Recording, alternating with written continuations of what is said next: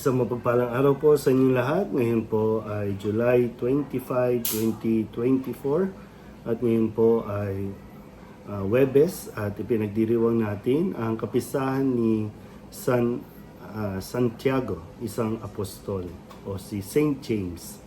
Ang ating pong unang pagbasa at pagninilay sa araw na ito ay hinango mula sa ikalawang sulat ni San Pablo sa mga taga-Corinto chapter 4 verses 7 to 15.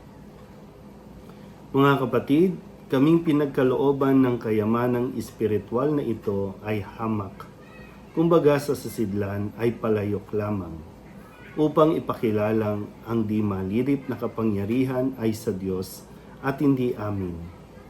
Ginigipit kami sa kabi-kabila, ngunit di nagagapi. Kung minsan, nag-aalinlangan kami, ngunit di nawawalan ng pag-asa. Pinag-uusig kami, ngunit di nawawalan ng kaibigan. Naibubuwal, ngunit di tuluyang nailulugmok.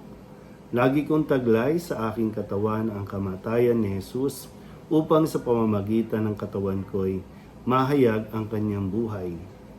Kami laging nabibingit sa kamatayan alang-alang kay Kristo upang sa aming katawang may kamatayan ay mahayag ang kanyang buhay.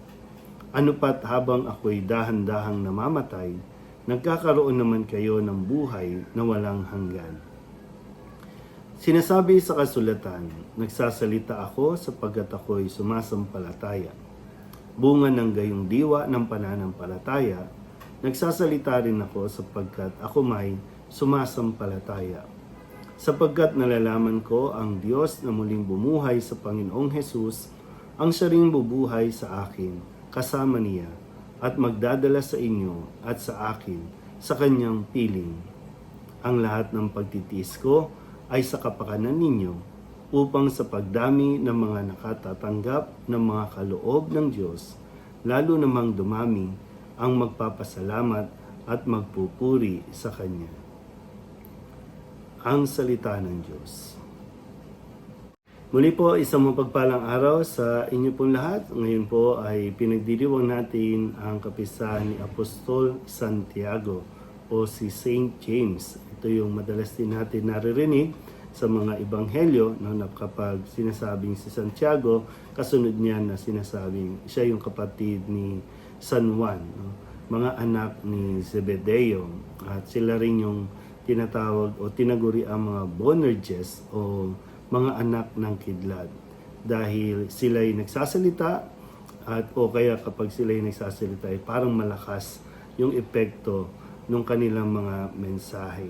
Kaya sila po ay ating pinararangalan at nawa na katulad ni Santiago bilang kauna-unang apostol, no, na pinatay, no, base sa pag-aaral.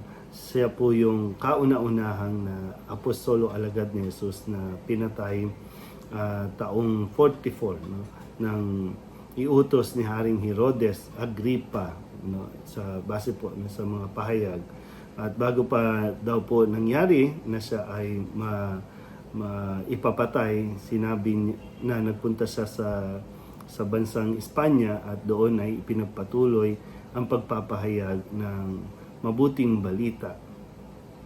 At nawa, nasa araw din ito na narinig natin mula rin sa unang pagbasa na makita natin yung kung gaano tayo pinagpapala rin ng Diyos.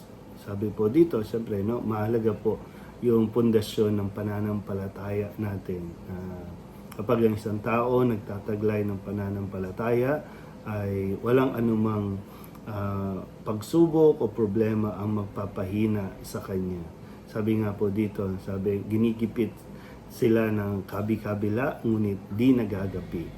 Pwedeng gipitin ka ng tao, pero hindi ka magagapi. Pwedeng, yung, sabi po, no, meron dito na ibubuwal, pero hindi na ilulugmok. No? Yung ba mga ganitong karanasan natin, di ba? No? May mga pagkakataon na talagang madadapa ka o kung hindi ka man madadapa ay idadapa ka dahil sa mga binabalak at iniisip ng ibang tao. Pwede kang madapa, no? Pero babangon at babangon ka. Hindi yung nadapa ka na tapos hindi mo man lang tinulungan ang iyong sarili Pero syempre, gaya nga na nasabi ko, no, hindi mo matutulungan din ang iyong sarili kung wala kang kinakapitan. At ang kinakapitan natin ay ang pananampalataya natin kay Hesus Kristo. Yun yung tinataglay natin. Kapag may pananampalataya ang isang tao, pwede kang magupo, pwede kang malugmok, pero hindi ka matitinag sa iyo pong misyon o sa iyong gawain na magpahayag ng mabuting balita. At yung tapang, no? Yung tapang na nanggagaling sa pananampalataya. Ito yung kailangan natin na taglayin din. Katulad ni Santiago, ng mga apostol, ni San Pablo, na kahit kamatayan ay hindi sila natalo. Dahil hinarap nila ito, tinanggap nila ito, kung kaya matapos ang kamatayan, sila naman ay muling nabuhay din kay Kristo. Muli po, isang maligayang kapisahan ni Santiago sa iyo po.